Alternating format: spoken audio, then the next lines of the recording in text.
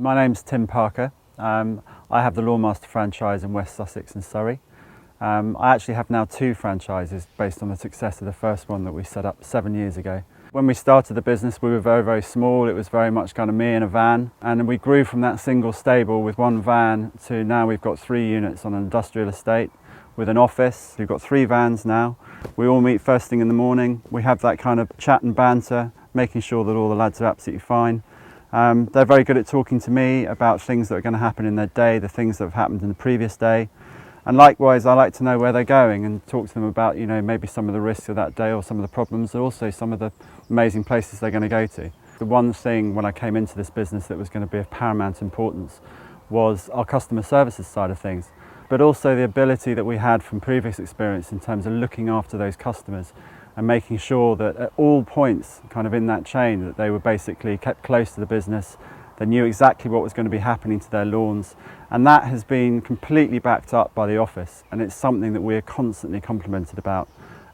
Customers who have perhaps been with other competitors before, the one outstanding thing that they always pick up on is our amazing customer service and our loyalty to them as customers. The health of the lawn, the feeding, weeding aspect of a lawn is something that customers who come to us from competitors are very quick to pick up on.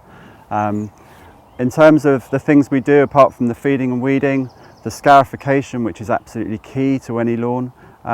Fundamental thing about any lawn is the general health. The other key thing that we do to our lawns at least once a year is aeration. It's something that's very underestimated, and it's something that often when we pick up a lawn who's been, say, with a certain competitor, they haven't experienced the aeration process before. And I think that's mainly down to, yes, perhaps it's one of the more expensive things we do, but it hasn't been pushed, and the general health of the ground has never been discussed.